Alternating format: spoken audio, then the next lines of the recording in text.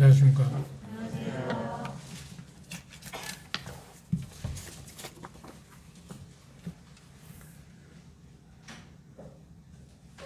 코로나로 인해서 우리가 모이는 일에 제한을 많이 받았는데 일상적인 쪽으로 돌아오긴 했는데 밖에 또 다른 변이 코로나가 생겨서 우리의 마음을 무겁게 하고 모이는 일에 있어서 한번 다시 생각하게 하는 그런 시간이 우리에게 오는 것 같습니다. 어떠한 상황이 어떠든 환경이 어떠든 간에 우리 믿음으로 이런 것들을 극복할 수 있으면 좋겠다 생각합니다. 하나님을 믿는 그리스도인의 삶 가운데서 세상이 되어가고 있는 그런 것들에 우리가 사로잡히면 꼼짝도 못합니다. 그거 무관하게 믿음으로 행동하는 그런 게 필요하다고 그렇게 생각합니다. 오늘은 참 다루기 까다로운 장입니다. 로마서 7장에 있는 내용을 생각해 보도록 하겠습니다. 먼저 로마서 7장 1절부터 4절에 있는 말씀까지 한 절씩 교도하겠습니다. 로마서 7장 1절 제가 먼저 읽겠습니다. 형제들아, 내가 법 아는 자들에게 말하노니 너희는 율법이 사람의 살 동안만 그를 주관하는 줄 알지 못하느냐. 남편이면 여인이 그 남편 생전에는 법으로 그에게 배인가 되나 만일 그 남편이 죽으면 남편의 법에서 벗어나느니라. 그러므로 만일 그 남편 생전에 다른 남자에게 가면 음부라. 이르되 남편이 죽으면 그 법에서 자유케 되나니 다른 남자에게 갈지라도 음부가 되지 아니하느니라. 그러므로 내 형제들아, 너희도 그리스도의 복으로 말미암아 율법에 대하여 죽임을 당하였으니 이는 다른 이 곧 죽은 자 가운데서 살아나신 이에게 가서 우리가 하나님을 위하여 열매를 맺게 하려 함이라. 예, 감사합니다. 4절까지 봤습니다. 우리가 공부한 것처럼 로마서 6장은 죄로부터의 해방을 말하고 있고 로마 7장은 율법으로부터의 해방을 다루고 있습니다. 좀 주제가 다른 부분입니다. 6장은 죄로부터 구원받는 방법을, 그리고 7장은 율법으로부터 구원받는 방법을 우리에게 가르치고 있습니다. 7장 내용을 좀 분류하면 7장 1절에 3절은 율법으로부터의 해방에 대해서 언급을 하고 있습니다. 그리고 4절 6절은 율법으로 해방된 그런 율법 아래에 있는 사람들에게 실제로 적용되고 있는 문제에 대해서 언급을 하고 있고 7절에 13절은 율법이 율법 아래에 있는 것, 정욕을 가진 사람들에게 어떻게 적용되어 있는가 하는 것에 대해서 다루고 있고 13절에 24절은 율법 아래에 있는 상태에서 해방된 그리스도인이 가진 지식의 빛 안에서 통찰된, 즉 믿음은 새로운 졌지만 여전히 율법 아래에 있는 사람들의 경험을 묘사하고 있습니다. 그리고 끝부분이 25절은 율법의 해방이 어떤 것인가를 정확하게 우리에게 이야기하고 있습니다. 로마서 7장은 우리에게 새로운 것을 가르쳐주고 있습니다. 그것은 바로 내가 육신에 있고 육신에 속하고 5절에 그렇게 씁니다. 내 육신 아래 있다. 그리고 14절에 보면 육신에 속하여 있고 또 내 속 곧 내 육신에 선한 것이 거하지 않는다. 18절에 그 사실을 발견하도록 보고 있습니다. 그런데 이 단어는 나라고 하는 단어를 썼습니다. 바울 사도는 자기 자신이 우리라고 하는 단어를 쓰지 않고 나라고 하는, 내 안에 나라고 하는 표현을 썼습니다.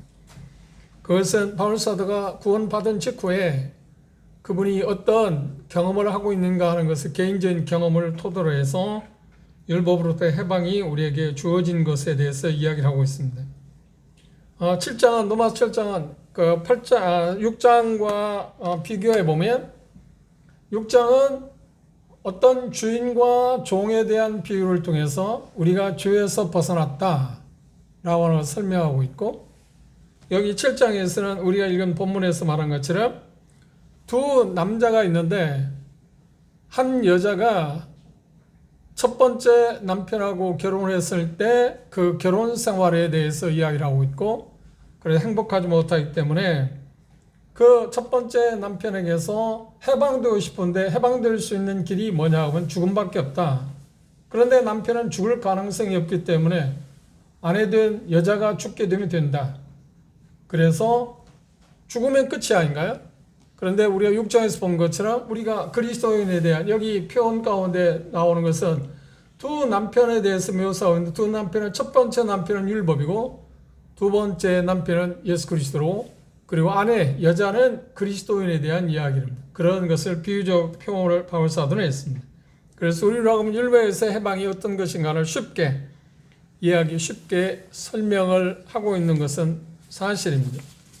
그럼에도 불구하고 로마 7장이 대단히 까다로운 것은 그것을 구분하기가 좀 어려울 뿐만 아니라 그것이 말한 바가 무엇인가를 정확히 알기 전에는, 인지하기 전에는 로마 7장을 다루는 것은 생각보다 어렵습니다. 그리고 이것을 아는 거하고 경험하고 하는 것은 차이가 있습니다. 마치 어떤 것이냐면 수영하는 법을 배운 거하고, 수영은 이렇게 하는 거야, 네 가지 어떤 수영 방법이 있잖아요.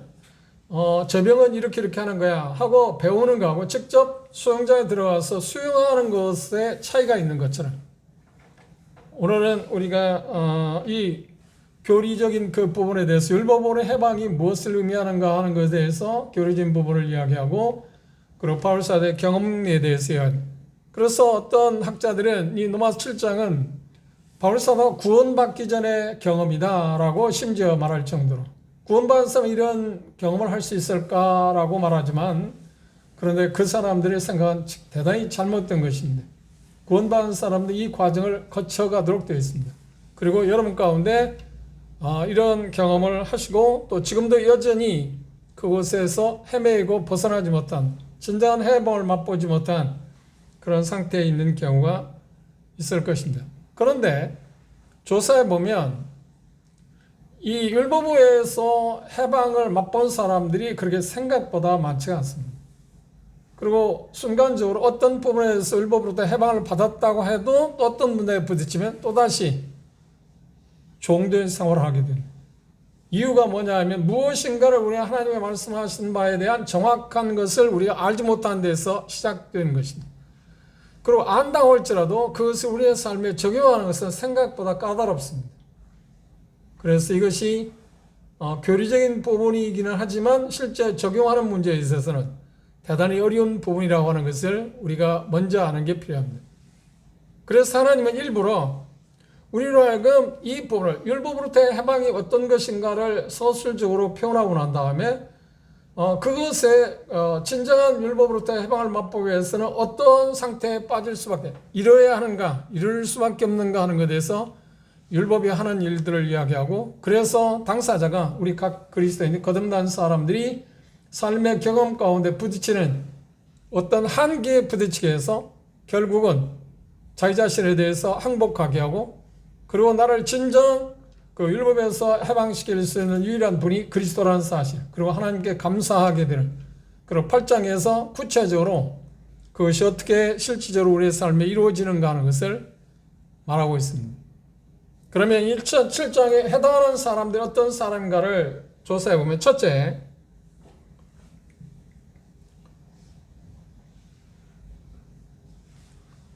자유와, 그러니까 율법으로부터 자유 해방에 대해서 말씀을 들어본 경험이 없는 사람들이 있습니다. 거듭나기는 했는데 새 생명을 부여받기는 했는데 어떻게 살 수 있을까, 살아야 하는가 하는 데에서 교리적으로 전혀 들어보지 못한 사람도 있습니다. 제가 생각할 때 우리들 가운데 이런 부류의 사람들이 있을 것입니다. 그리고 생각보다 말할 수도 있습니다. 이 말을 좀 더 쉽게 표현한다면 로마서 7장은 무슨 이야기를 하고 있냐면, 율법부터 해방이라고 하는 표현을 다른 표현으로 한다면 뭐냐면, 우리가 구원받자마자, 구원받게 되면 우리 마음 가운데 어떤 마음이 일어나느냐면, 나는 하나님을 기쁘시게 해야 한다, 하나님의 뜻을 따라서 살아야 한다고 하는 의식이 강하게 들어올 수밖에 없습니다. 그런데 우리 주변에서 구원받지 않은 종교인들 마음 가운데도 하나님을 기쁘시게 하기 위해서 자기 자신의 전력 투구하는 사람이 생각보다 많습니다. 그 사람하고 구원받기 전에 그리고 구원받은 이후에 하나님을 기쁘시게 해야겠다. 하나님의 뜻을 따라서 살아야겠다고는 생각을 갖고 있는 것은 차이가 있습니다. 무슨 말인지 알겠나요? 추구하는 것은 비슷할지 모르지만 근본적으로 한 사람은 전자의 경우는 새 생명이 없는 가운데 하나님을 기쁘시게 하고자 애를 쓰는 거 그건 전혀 가능성이 없습니다. 그런가 하면 구원받았기 때문에 새로운 생명이 내 안에 들어왔기 때문에 나는 하나님을 기쁘시게 할 수 있다는 생각을 갖고 하나님을 기쁘시게 하고자 노력하는 사람, 그 사람은 좀 더 나은 것처럼 생각하나요? 그 사람 나아 보이지 않나요? 구원받지 않은 사람들이 하나님을 기쁘시게 하려고 하는 열정에 비해서 구원받은 이후에 하나님을 기쁘시게 할 수 있다고 생각하는 그 열정, 그렇게 해야겠다 노력하는 그 열정이 같다고 생각하십니까? 똑같습니다. 똑같습니다. 왜냐하면 양쪽 다 성취할 수 없습니다. 그런데 차이가 뭘까요? 전자는 구원받지 못하는 사람은 그 희망 자체가 전혀 없는 것이고, 그렇죠? 그러나 구원받은 사람은 그 희망은 있을 수 있습니다. 그런데 절망과 좌절을 맛볼 수밖에 없습니다. 이게 로마 7장 초반부에서 우리가 가르치고 있는 그런 말씀입니다. 대단히 우리의 삶에 생각해보면 대단히 심각한 문제이기도 하고 우리는 생각보다 이 부분에 대해서 잘 모르고 있어요. 오해하고 있는, 곡해하고 있는 부분이 생각보다 많습니다. 그리고 저 같은 경우도 이 부분에 대해 교리적인 부분에 대해서 안다고 해도 아까 말씀드린 것처럼 순간적으로 그리고 그것이 적용되어서 승리하는 삶이 제게 오기는 하지만 그러나 또 다시 죄의 굴레에 씌워져서 죄의 노예를 하고 노예 생활을 하고 있는 그런 삶이 연속되는, 이게 계속 지속되는 건 아니지만 오르락내리락 하는 그 삶이 어쩔 수 없이 오게 되는 현상입니다. 교회사적으로 보면 15세기에 종교개혁자들이 믿음으로 말미암아서 구원을 받는다, 어렵다면 얻는다고는 교리를 하나님의 말씀을 통해서 발견했습니다. 그래서 캐톨릭에서 종교개혁을 시작했습니다. 믿음으로 말미암아서 어렵다면 받는다. 그런데 그분들 가운데서 종교개혁자들 가운데서 그 놀라운 사실을 하나님께서 가르쳐주고 종교개혁을 시작했지만 그들 중에 어떤 사람들은 그런 것들을 발견했지만 대다수가 못 발견한 게 뭐냐면 18세기, 정확히 말하면 19세기 와서 형제들에 의해서 그리스도와 연합으로 말미암아서 자유함, 해방, 그건 죄에서 해방이라고 하는 말이 무슨 말이냐면 우리가 꼭 기억해야 할 게 있습니다. 로마 7장을 공부할 때 꼭 기억해야 하는데 우리의 개혁 성경에는 그냥 죄라고 하는 표현을 썼을 때 죄의 열매를 말하는 복수인 죄냐, 죄의 나무 뿌리인 단수의 죄냐고 하는 것이 표기되지 않았습니다. 그러니까 그냥 죄라고 표현했습니다. 그래서 그것을 우리가 정확히 아는 게 필요합니다. 우리가 공부한 것처럼 예수 그리스도의 보혈의 효력은 어떤 것인가요? 죄들입니다. 죄가 맺는 그 열매에 대해서 용서받았다. 그걸 하나님으로부터 어렵다 받았다고 이야기합니다. 그런가 하면 6장에서 우리가 공부한 것처럼 죄라고 하는 나무 자체를 예수 그리스도의 십자가를 통해서 처리했다. 그게 로마 6장에서의 가르침입니다. 그게 용서받은 거, 어렵담 받은 거하고 그리고 죄 자체, 나무 자체도 이미 죽음을 당하게 됐다고 하는 사실을 하는 것은 전혀 다른 것입니다. 그런데 대다수는 우리는 그걸 여러분들이 하나님께 예배 드릴 때 기도할 때마다 꼭 그게 습관화 된지는 모르지만 그런 부분들을 우리가 알고 있잖아요. 그렇게 하고 있습니다. 실제 제가 주일날마다 요인교회 형제들이 기도할 때도 그렇고 다른 지역에 가서 형제들이 감사 기도할 때 거의 다 거기서 벗어나지 못하는 게 뭐냐면 어떤 거냐면 예수 그리스도의 십자가에 주은 보혈로 말미암아서 우리에게 주어진 그 어렵담 받은 것에 대해서 감사하고 거기에 되게 머물고 있지. 예수 그리스도의 부활로 말미암아서 부활의 생명이 내 안에서 역사하고 그래서 어떤 것이 이루어진 것에 대해서 감사하는 게 거의 없습니다. 여러분들 여러분들 기도할 때 감사할 때 그렇게 하지 않나요? 그리고 끝부분에 항상 내 죄에서 구원하신 예수 그리스도 이름으로 기도한다. 그 표기는 어떻게 하든 간에 상관이 없지만 그런 내용이 뭐냐, 내가 알고 있는 게 뭐냐면 그 표현 가운데서 그렇지 않을 수도 있습니다. 그럼 그렇지 않다고 하면 그렇게 표현만 해서는 안 되잖아요. 예수님이 내 죄를 용서해 주신 분 후에 예수님. 그 부활의 생명, 십자가의 죽음과 다시 살아나신 부활의 생명이 내 안에서 역사함으로 말미암아서 새로운 관계를 맺고 새 생명이 하나님을 위해서 어떻게 살아가게 하고 하나님께서 부활의 생명이 내 안에 어떻게 역사하고 있는가 하는 것을 그것을 통해서 하나님께 감사하는 건 여러분에게 있나요? 제가 들을 때 찾기가 힘듭니다. 여기 교회 형제들만 아닙니다. 내가 그 접해본 형제들이 기도할 때 내용이 거의 다 그렇습니다. 자매님들 기도를 들어보지 않았지만 형제들이 그러니까 자매들도 거의 비슷하겠죠. 단지 예수님은 십자가에 죽으신 예수님, 내가 알고 있는 게 부활하신 부활의 생명이 내 삶 가운데서 어떻게 일어나고 있는가, 역사하고 하나님이 역사하고 있는가 하는 그 기쁨, 그 즐거움, 해방, 그 자유함에 대해서 그걸 허락하신, 그걸 주신 그 하나님 예수 그리스도에 대해서 우리가 잘 말하지 않는 이유가 뭘까요? 그런 경험이 없으니까. 바꿔 말하면 지금 로마서 7장에서 말하는 경험을 우리가 못하고 있다는 말입니다. 그래서 여전히 구원은 받았지만 옛사람이 나를 지배하고 있는 사람, 여기서 우리가 벗어나지를 못하고 있어요. 그래서 우리는 계속 갈등과 좌절을 맛보고 그리고 근심과 걱정 가운데 살아있어요. 그런데 그건 엄밀히 따지자면 좋은 것입니다. 내가 하나님을 위해서 살아야 하는데 살지 못하기 때문에 느끼는 좌절감, 그것이 제게 있고 여러분에도 지금 있지 않나요? 그것이 내 삶을 지배하고 있지 않나요? 부정할 수 있나요? 계속 갈등입니다.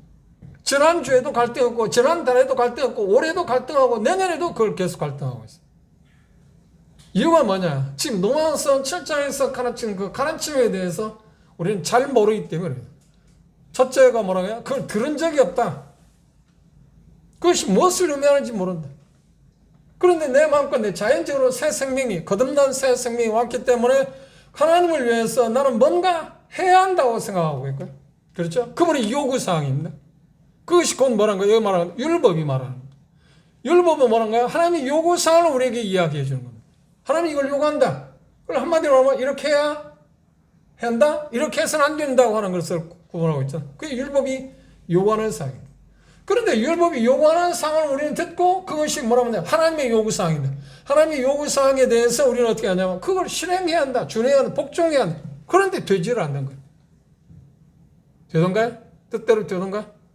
노력하는데도 안 돼요. 노력하면 할수록 더 안 돼. 그래서 심지어 어떤 생각이 빠지냐면 어디까지 빠지냐면 자기가 돼. 내가 정말 구원받은 사람일까? 그런데 구원받고 나서 대충대충 사는 사람은 이런 그 단계에 가지도 않아요. 근데 구원받고 나서 열심히 하나님을 살려고 노력하는 사람들이 현상이 생깁니다. 좌절, 절망감. 왜? 해도 안 되니까. 이렇게 하면 된다고 해서 이렇게도 해보고, 저렇게 하면 된다고 해서 저렇게도 해보고, 그래 할 수 있는 게 기도하고 말씀을 통해서 그것이 될 거라고 생각하고 접근하는데 그것도 안 돼요. 그러다 보니까 어떻게 자포자기할 경우도 있고요. 그리고 어떤 생각을 하는가? 그래 안 돼. 내가 이번에는 결심이 약해서 그럴 거야. 결심을 단단히 하고 또 다시 시작하고요. 그런데 또 안 되는 거예요. 그게 계속 반복되는 생활을 우리는 하고 있습니다. 이유가 뭐라고요? 첫 번째가 뭐라고요? 이 율법에서 자유함이 무엇인가를 들어본 경험이 없기 때문에.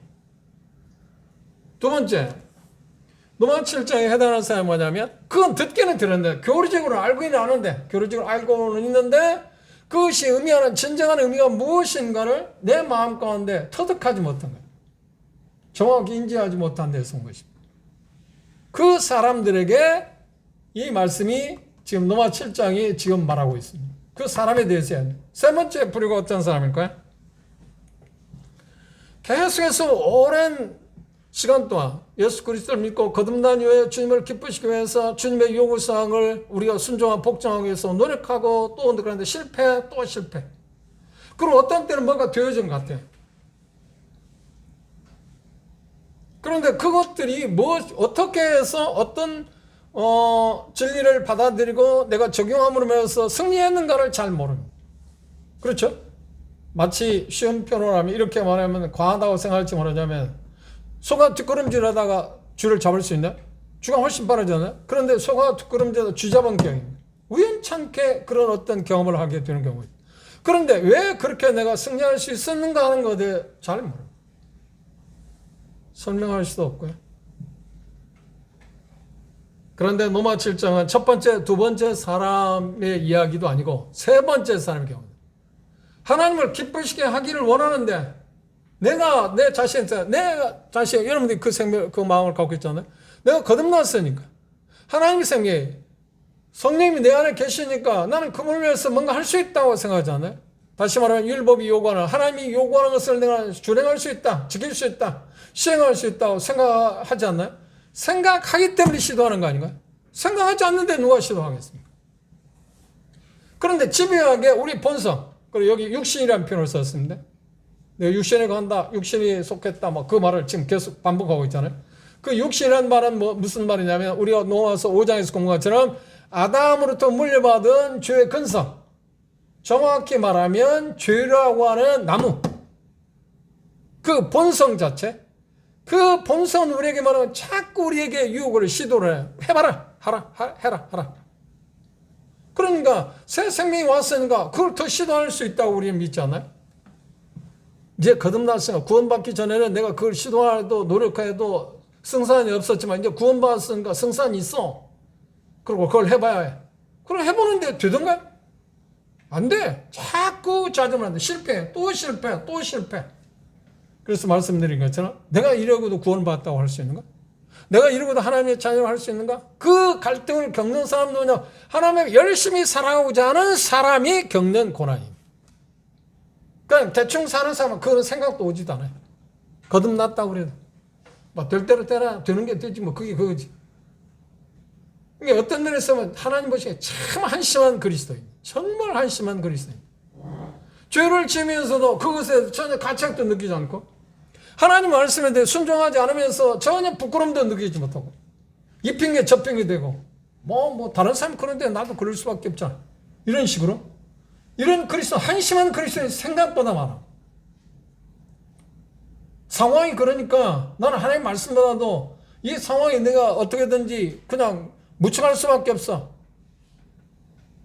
그게 저도 그런 시절 그런 게 있었고 여러분도 있을 것이다. 그런데 지금도 여전히 그 어떤 상태에 빠져있네. 그걸 바울사도는 고린도에서 말하는 어린아이와 어린아이 특징이 뭔가요? 자기 생각대로 하는 거예요. 자기 생각대로. 어린아이 특징이 그런 거 아닌가요? 자기 생각대로, 자기 마음에 좋은 대로, 기분에 따라서. 그게 그리스도의 삶인가요? 아니요. 그건 정상적인 그리스도 삶이 아닙니다. 그런데 구원받았을 때 대다수의 그리스도인들이 그 과정을, 어린아이의 과정을 거치지 않냐? 그런데 계속 어린아이 상태에 빠져있다면 한심한 사람 아닌가요? 얼마나 비참한 사람이겠어요? 마치 부모들이 자녀를 낳았는데 그 자녀가 자라지를 않는 거예요. 계속 어린 상태에 빠져있어요. 육체적으로, 신체적으로, 정서적으로 계속 어린의 상태에 머물러 있다. 그 부모 얼마나 고통스럽겠습니까? 어린이는 몰라. 아이는 모르는 거야. 그렇죠? 그런데 아이가 자기 자신이 비정상적이다, 고통을 느끼는 건 뭔가요? 다른 아이와 비교해 볼 때. 저 아이는 나하고 같이 살았는데 왜 저렇게 저 아이는 잘하고 있는데 나는 이렇지? 그럴 때 감동을 느끼겠죠? 그런데 그걸 알 수 있는 것을 어린아이는 잘 몰라요. 자의식이 없기 때문에. 그런데 그걸 지켜보는 부모는 속 터지잖아요. 그런 자녀를 두었을 때 우리는 일반적으로 뭐인가요? 전능하라든지. 그렇죠. 어떤 장애를 앓고 있다든지. 그런 표현을 합니다. 그런데 생각보다 하나님께는, 하나님의 자녀들에게는 수많은 장애인들이 많아요. 전능아들이 많아요. 어린아이들이 많아요. 이 어린아이 특징이 뭔가요? 아담으로부터 물려받은 죄의 근성에 따라서 살아가는 것입니다. 그 길을 이길 수 있는 방법을 하나님이 다 마련해 놓으셨는데 그걸 믿음을 받아야지 않아. 그리고 그렇게 살아가는 거야. 그걸 지켜볼 때 하나님께서 얼마나 속이 터지겠어요. 아들 예수 그리스도를 통해서 모든 걸 다 해놓았는데 그걸 받아내지 않고 우리는 그걸 우리의 경험 가운데, 여러분의 경험 가운데 절실하게 경험한 게 뭔가요? 죄 용서 받는 문제입니다. 종기생활을 했던 안 했던 간에 복음을 듣기 전에, 복음을 들었을 때 내가 죄인 것을 알았습니다.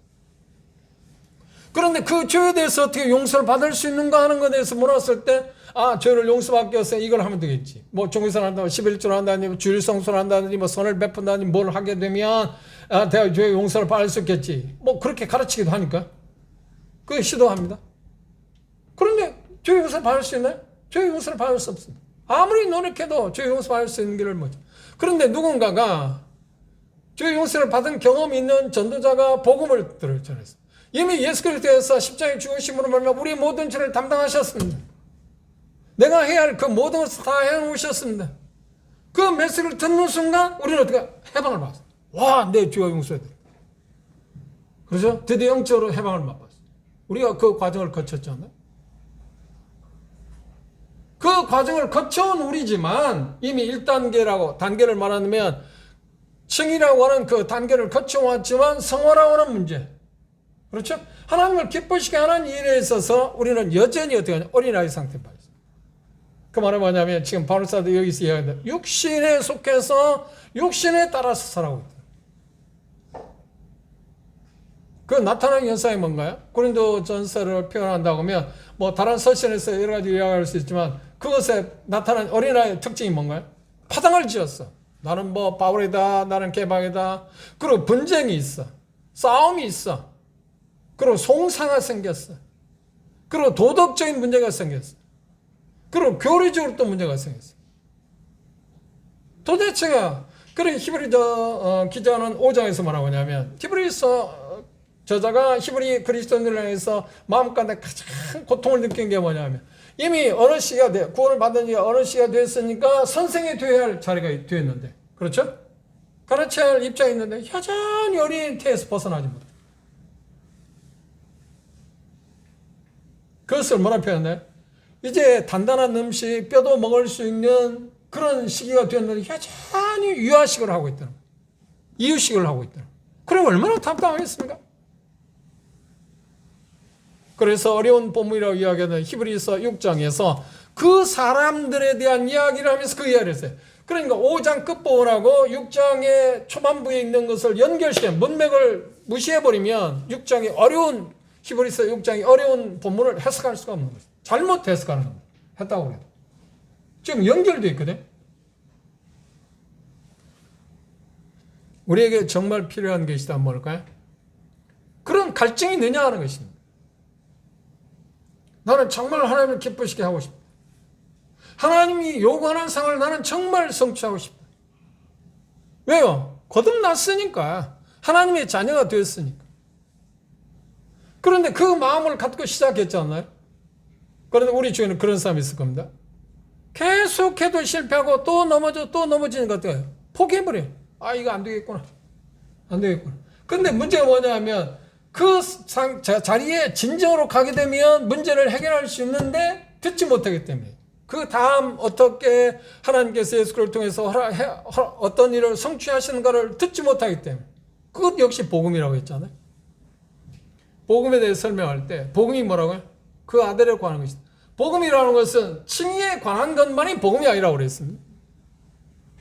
우리는 이미 그걸 불신시켰습니다. 용인교회 성지자매들. 그렇죠? 그런데 아직도 다른 지역교회 가서 이 문제에 대해 질문하면 복음은 누구에게 해당한다고요? 구도자에게만 해당한다고 생각해. 형제 자매들은 해당하지 않는다고 생각해. 근데 복음은 구도자들에게만 해당할 뿐만 아니라 구원받은 우리에게 해당한다니까. 그건 뭔 말인가요? 칭의에 대한 문제만 복음에 있는 게 아니라 성화에 대한 문제. 하나님을 어떻게 아름답게 그분의 뜻을 쫓아 순종할 수 있는가 하는 것도 포함되어 있는 게 복음이라는 거예요. 그것도 역시 기쁜 소식이에요. 우리는 뭔가 해서가 아니라 예수 그리스도께서 십자가의 죽음, 부활을 통해서. 그러니까 정확히 말하면 칭의 문제는 죽음과 관련되어 있다면 성화 문제는 뭐냐? 부활과 관계있어요. 그런데 우리는 생각보다 예수 그리스도의 부활에 대해 잘 모르고 있어요. 부활의 능력, 그걸 정확히 말하면 성령님의 그 능력. 성령님께서 우리 안에서 어떻게 어떤 일을 행하시고 계시는가, 그걸 하나님의 요구성을 어떻게 이루고 계시는가 하는 것에 대해서 우리가 잘 모르고 있다는 거예요. 그래서 로마 7장은 정확히 누구에게 어떤 사람에 해당한다고요?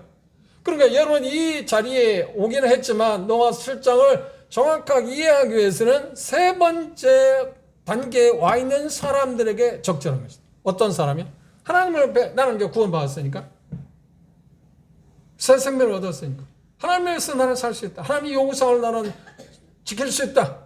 라고 계속 시도하고 하는데도 그러지 못해. 절망감에 빠진 사람들. 벌써 그 이야기하고 있다. 그래서 그는 뭐라고 하는 거야? 최후에 오라 나는 곤고한 사람이다. 이건 구원받은 사람의 최악의 절규입니다. 구원받지 않은 사람의 이야기가 아니라니까요. 이런 절규가 여러분께 경험감이 있나요? 왜 내가 하나님의 자녀니까 하나님의 뜻을 따라 순종하려고 그렇게 애를 쓰는데 잘 안 되냐 그 말이에요. 해도 안 되냐고. 그럼 발상 계속 해도 안 되는 거야. 그런데 그가 몰랐던 게 있어요. 그게 이제 노아 7장에 있어요. 자기 선을 행하려고 하는데 자기 안에 뭐가 있다고요? 다른 법이 있다는 것을 몰랐어요. 다른 법이 있다는 거. 그리고 그것에서 어떻게 해방을 받을 수 있는가 하는 것에 대해서 그는 알았습니다. 어떻게? 예수 그리스도를 봤습니다.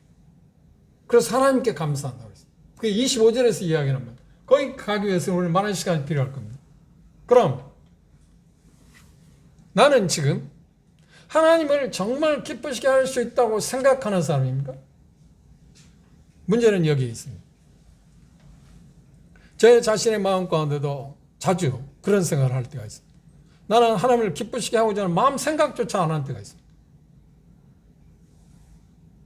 왜? 상황이 세상이 나를 옥죄에 의해서 그것에 세상을 사랑하는 마음 때문에 그 마음조차도 없는 때가 있어요. 하나님을 섬겨오는 사람으로서 하나님을 기쁘게 해드리기 위해서 하나님의 요구사항을 나는 지켜야겠다고 그렇게 애쓰고 노력하는 흔적이 여러분 언제 있었습니까? 나는 그냥 되는 대로 가는 게 아닌가요? 그 절규를 해본 일인가요? 내가 그렇게 노력해보지 않고는 절망할 수 없잖아요.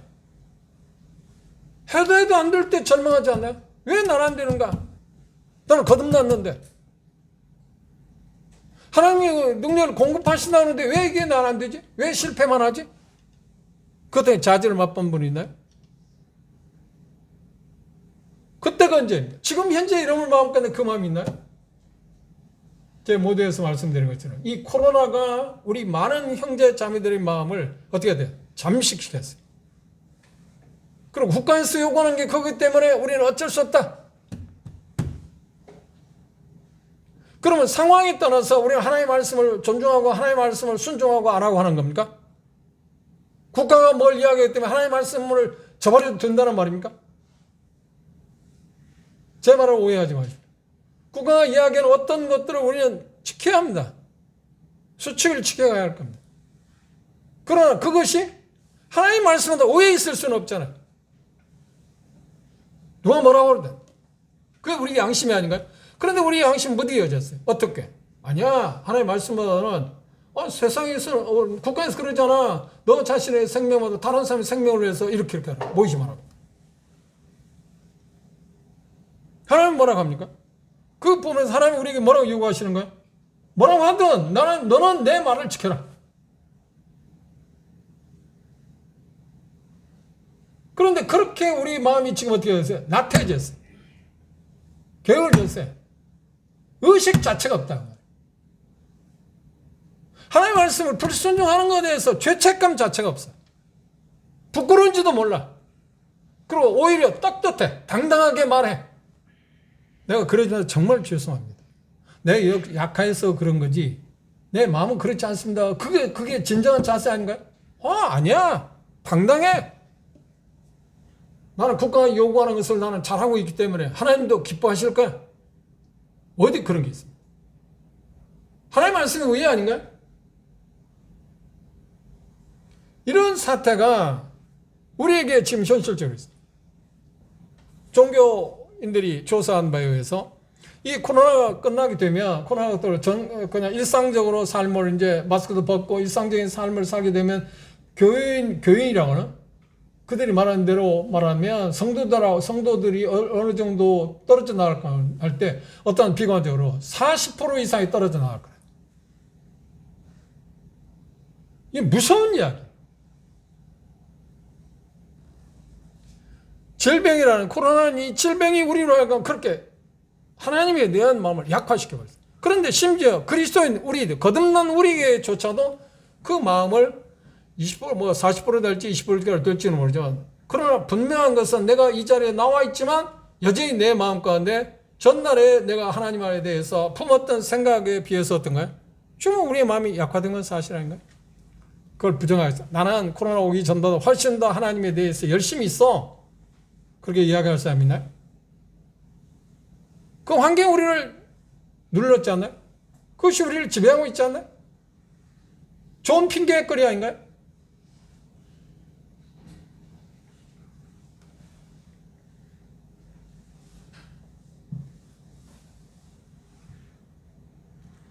우리가 분명히 해야 할 게 있습니다. 그건 뭔가요? 첫째, 우리의 죄는 이미 해결되었습니다.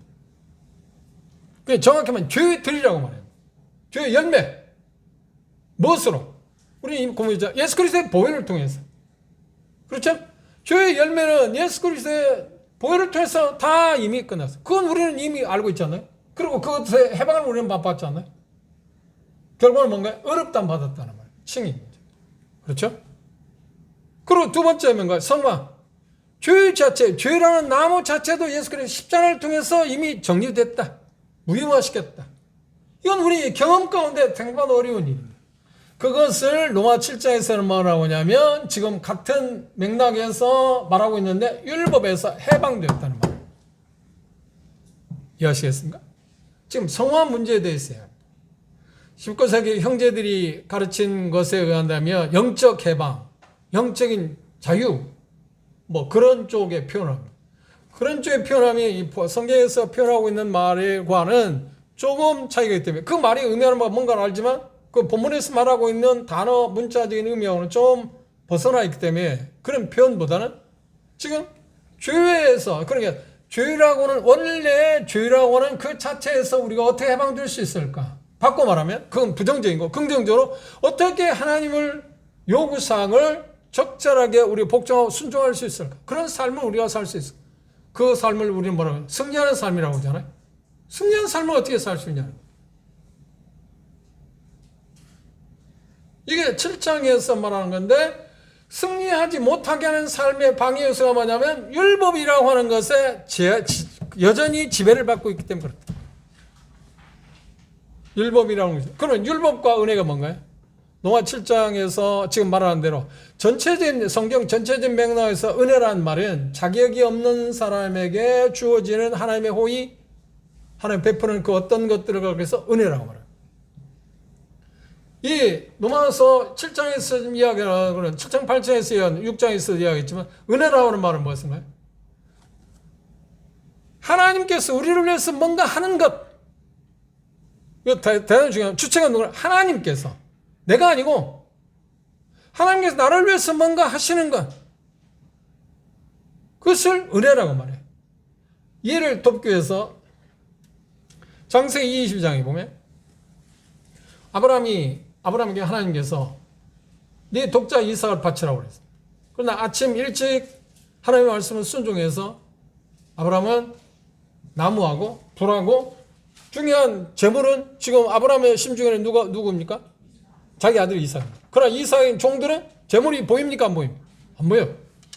그런데 출발하면서 그 종들에게 뭐라고 합니까? 내가 하나님이 지시한 산에 가서 제사를 드리고 너희로 올 거다 할 때 우리 성경에는 이삭과 함께 온다는 말이 빠지고 너희로 온다 같이 온다는 말. 내가 이삭과 함께 돌아왔거든. 근데 이상한 말이잖아요. 지금 재물은 누군가요? 이삭이야. 그러면 이삭은 재물을 바치니까 함께 올 수 있어요, 없어요? 올 수 없어. 근데 아브라함은 어떤 믿음을 갖고 있어요? 히브리 저자는 뭐라고 하는가요? 로마 4장은 뭐라고 하는 거예요? 죽은 자를 다시 살리시는 하나님을 믿었기 때문에 내가 이삭을 제물로 드린다 할지라도 다시 살릴 거다. 그래서 같이 올 거라고 말했어요. 그게 놀라운 믿음입니다. 그러니까 뭔가 부활의 신앙을 가졌다는 거예요. 제가 여러 번 이야기했죠. 우리에게 가장 지금 부족한 게 뭐라고요? 부활의 신앙이 없대요. 부활의 권능.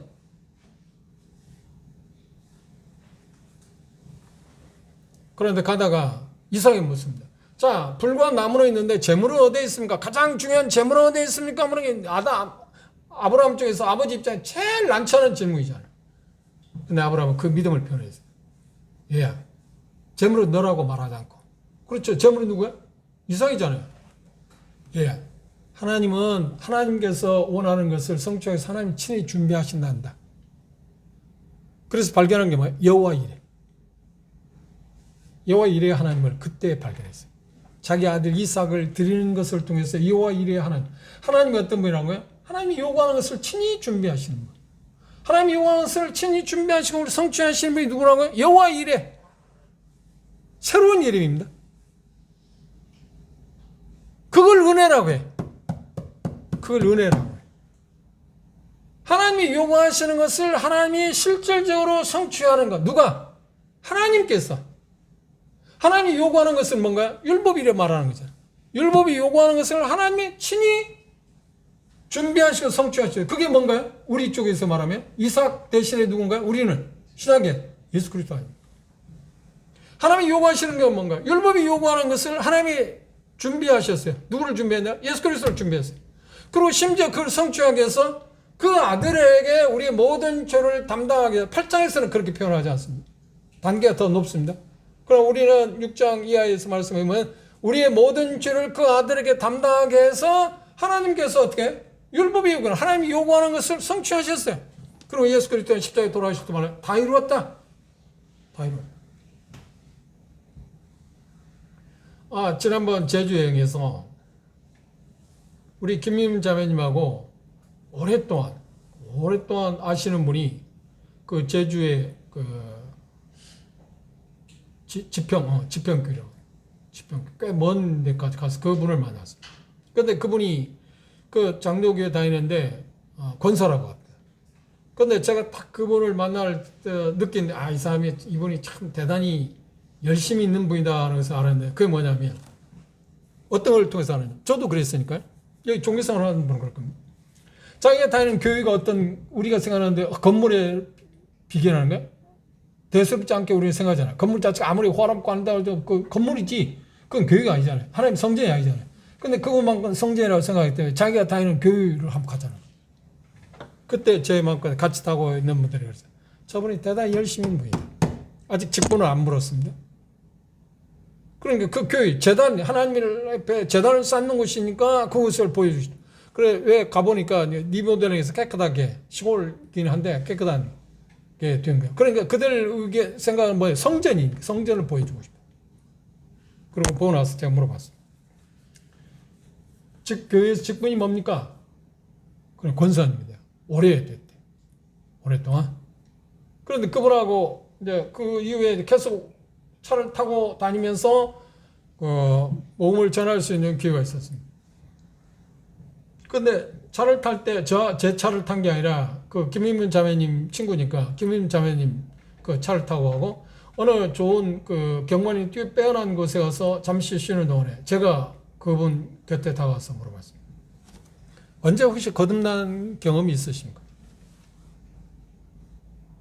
그리고 그렇게 표현하기 전에 예수님께서는 요한 3장에 거듭나지 아니하면 하나님 볼 수도 없고 하나님 들어갈 수도 없다. 그런데 요즘 많은 종교인들이 우리 주변에 그 거듭남에 전혀 말하지 않는다. 그렇게 문을 떼어놓고 말했어요. 권사님은 언제 거듭나셨어요? 우물쭈물했어요. 정확히 그것에 대해서 잘 이해를 못했어요. 그래서 제가 그렇게 했어요. 당신은 권사님 거듭나지 않았지 않습니까? 그러니까 말을 못하죠. 그렇게 말하지 않았어요. 그건 대단히 좋은 방법이 아니기 때문에. 그럼 그분이 더 이상 저하고 이야기를 하지 않잖아요. 그죠? 권사님이 그것에 대해 정확히 답을 못하는 이유는 그것에 대해서 깊이 생각하지 않았거나 아니면 두 번째 그런 경험이 없거나 아니면 그 경험이 있는데 마음 가운데 그걸 어떻게 설명해야 할지 모르기 때문에 지금 주저주저 하는지 모르겠어요. 그러면 이걸 좀 더 쉽게 제가 설명할까요? 그리고 예수 그리스도에서 십자가에 못 박혀 돌아가심으로 죄 용서된 사실에 대해서 아시냐고 물어봤습니다. 그런데 복음을 들었어요. 물론 김희민 자매님을 통해서 계속 통화도 하고 그래서 복음을 들었더라고요. 그래서 그분이 말하기를 뭐라고 표현하냐면 나는 내 죄가 다 용서됐다고 믿는다. 그런데 대단히 중요한 건 그것을 끝나는데 자기 남편이 그 교회 장로였는데 얼마 전에 소천했답니다. 그런데 자기 남편이 구원받았다는 것을 자기가 믿는 이유가 뭐냐면 그 장례식장에 그 집례하는 목사들이 다른 지역교회에서도 이제 왔던 겁니다. 그런데 두 번이나 영접하기를 요한복음 14장을 언급했다는 겁니다. 아, 이분은 요한복음 14장이 뭔가? 너희는 마음에 근심하지 말고 하나님 믿으라. 그러면 내가 얼마 후에 데리러 온다. 그 말씀을 했다는 거예요. 그걸 들을 때 자기 남편이 확실히 구원받아. 어이없는 이야기 아닙니까? 그 말씀을 했다고 자기 남편이 왜 구원받아? 그렇죠? 그래서 제가 물어봤어요. 아니, 그게 아니고, 그건 중요한 게 아니고, 남편 되시면 그 장로님이 구원받았다는 것을 뭘로 증명합니까? 아니, 그분은 이제 제쳐놓고, 아니, 권사님이 구원받았다는 것을 뭘로 증명할 수 있습니까? 지금 제가 이렇게 대단히 경색된 가운데서 질문했죠. 그걸 그렇게 하지 않고, 그냥 온유한 마음으로 그렇게 말했어요. 왜 생각하에 보도록 하겠습니다. 그리고 이건 대단히 권사님의 생에서 중요한 문제입니다. 다른 거 다 할지라도 대단히 헌신적인가? 다른 거 다 헌신하고 할지라도 이게 문제가 해결되지 않으면 그 사람 하나님과 아무 관계가 없습니다. 꼭 생각해 보죠. 그리고 그날 토요일이었거든요. 그래서 시간이 되면 우리가 주일날 모이니까 주일날 한번 거듭나서 하나님과 정말 관계를 가진 사람들이 어떻게 예배하고 어떻게 모이는 것을 한번 보고 싶으면 가령골에 오시면 돼요. 거리가 멀어요. 그런데 거리가 멀지만 권사님이 원하면 제가 여기 교회 목사님한테 이야기해서 차로 모시오도록 할 수도 있습니다. 그러니까 그분이 뭐라고 하는지 아십니까? 그렇게 말해요. 어떻게 내가 다니는 교회를 버리고 거기 가겠냐고.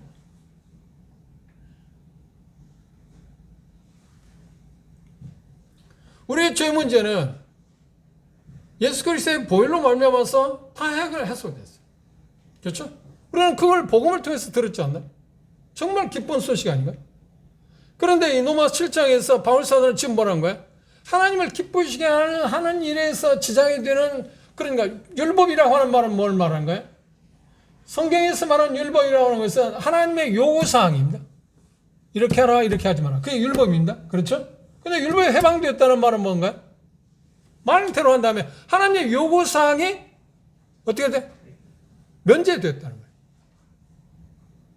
이게 율법에 해방되었다는 말입니다. 문자적인 의미요. 그런데 율법에 해방되었다는 말이 하나님의 요구사항이 면제되었다고 할 때, 그럼 나는 아무 상관도 아무렇게 살아도 되는데, 그걸 말하는 게 아니야. 로마 7장에서 율법에 의해서 해방되었다는 말은 뭘 말하냐면, 내 힘으로, 자의적인 힘으로 무엇인가를 하나님을 위해서 할 수 있다고 하는 것을 가리켜서 말하면 율법이라고 말해요. 주체가 누군가요? 은혜는 하나님이고 주체는 율법은 주체가 누구야? 나. 내가. 그래서 계속해서 내가라는 말을 썼어요. 이 차이를 꼭 아셔야 합니다. 율법의 해방은 하나님의 요구사항에서 내가 면제됐다는 말은 뭘 말한다고요? 지키지 않아도 된다. 내 마음대로 살아도 된다는 무율법? 무질서? 법이 없이 산다? 법이 내게는 없다? 그 말을 가리키는 게 아닙니다. 여전히 존재하고 있죠. 그런데 율법의 해방이라는 말은 뭘 말한다고요? 하나님의 요구사항이 면제되었는데 그 말의 의미는 그걸 지키지 않아도 된다는 말이 아니라 내 힘으로 그것을 할 수 없게 되었다. 그걸 인정한다. 그걸 받아들인다. 내 힘으로 않는다. 율법은 뭐예요? 내 힘으로, 내 자의적인 힘으로 내가 뭔가를 하는 것을 가리켜서 율법이라고 한다는 거. 그럼 율법주의는 뭔가요? 네 힘으로 뭔가 하라고 하는 겁니다. 그게 율법이에요. 그런데 우리가 성경에서 하나님의 요구사항을 이야기하면 저 형제는 율법주의자예요. 율법을 말하고 그건 정말 무식한 소치라니까. 율법은 자기 힘으로 뭔가를 도달하고자 하나님께 도달하고자 하는 그 모든 시도를 율법이라고 말하고, 은혜는 하나님이 친히 그 어떤 일을 성취하시는 것. 그러니까 어떤 면에서 말한다면 무임승차하는 거나 마찬가지죠. 그렇죠? 돈 없이 그냥 열차 어떤 목적지를 해서 가는 거고, 율법은 뭔가요? 자기가 열심히 노력해서 어떤 목적지를 가는 거. 그런데 성경은 뭐라고 해요? 자기 열심히 노력해서 절대로 목적지에 갈 수 없다. 성취할 수 없다. 그런데 우리는 절대 그걸 인정하지 않아요. 이 본성이 말입니다. 뭔가 시도해야 한다고 생각하는 거예요. 제가 그렇고 여러분도 그렇다니까. 그래, 여전히 율법은 우리에게 유효하다고 생각해요. 율법에서 해방되었는데, 그런 율법의 해방은 우리가 뭔가 해야 한다고요? 해서 이룬다고요? 아니요, 똑같아요. 우리 죄 용서하는데 우리가 뭔가 했어요? 아니요, 예수 그리스도 십자가를 죽음, 보혈을 통해서 다 했잖아요. 율법의 해방은 뭔가요? 여전히 똑같아요. 예수 그리스도의 죽음을 통해서 해결한 게 아니라 부활을 통해서, 이제는, 그렇죠. 죽음을 한 개 다 넘어선 부활을 통해서 우리에게 주는 뭐예요? 선물이라는 거예요. 그래서 그걸 복음이라 해요. 그래서 그걸 복음이라고 해요.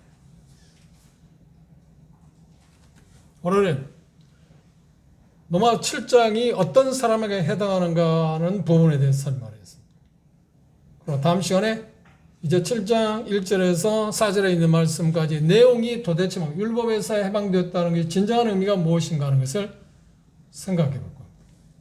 오늘 말씀은 요지는 무엇인가요? 나는 거듭난 이후에 정말 선하게 살려고 노력했는가. 그리고 그것이 지금도 여전한가. 그래서 좌절과 절망과 지금 실패감 가운데, 자괴감 가운데 빠져있는. 그리고 어떻게든지 나는 하나님을 기쁘시게 할 수 있다고 하는데 왜 안 되는가? 그 고민을 안고 있는 사람들이 그들만이 지금 노아 7장에 해당하는 사람. 그 전에 그렇지 않는 사람, 노아 7장에 해당하는 사람이 아니에요. 그렇지 않는 사람들이 노아 7장에 해당하는 건 뭔가요? 아, 율법에서 해방은 이런 거야 라고 지금 이론을 배운 것입니다. 그렇죠?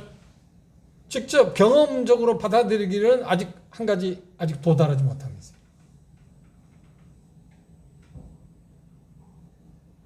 그럼 주님이 더 주시면 2주에 셋째 주에 제가 다시 여러분을 만날 겁니다.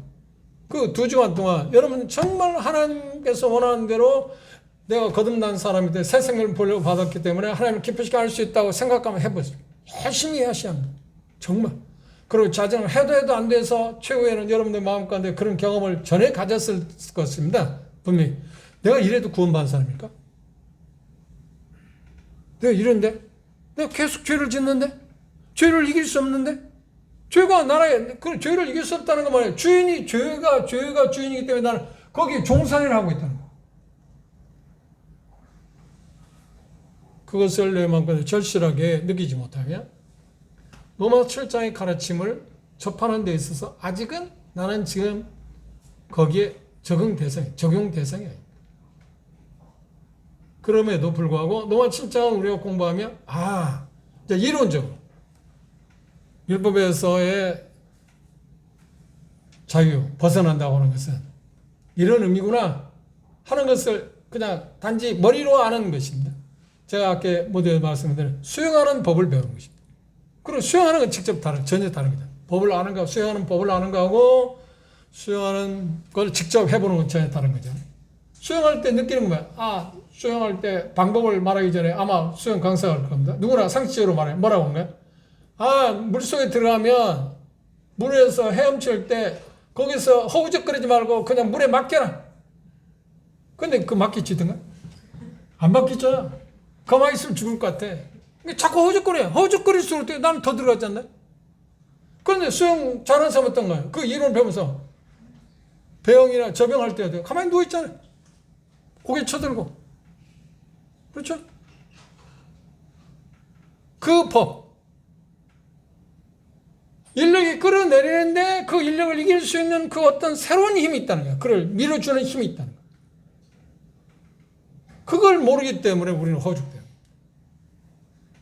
그 부분에 대해서 여러분 생각해 보시고 로마 7장을 여튼 다음 주에 만날 때까지 10번이든 20번이든 그걸 정말 여러분들이 해방되기를 원하며 정말 하나님을 위해서 아름다운 삶을 살기를 기대하고 그런 마음을 정말 여러분 영혼 가운데 추구하는 마음이다. 갈망하는 마음이 있으면 그게 이루어요. 그리고 이 말씀의 의미하는 바 뭔가? 그럼 하나님께 그렇게 기도합시다. 나도 기도하고 저 같은 경우는 이걸 어떻게 잘 설명할 수 있을까? 성령님께 나타나 고린도 1장에 있는 성령의 나타남을 달라고 계속 기도하고 그래. 근데 여러분 마음껏 이 노아 7장의 가르침이 뭘 말하는지 나를 좀 알게 해달라. 그리고 비춰달라고. 우리가 영혼의 구원, 의롭다함 받는 문제에 있어서 하나님 성령 비춰줬잖아. 그래서 우리가 한 거잖아. 내가 노력해서 얻어냈네? 물론 알고자 하는 마음이 있었어요.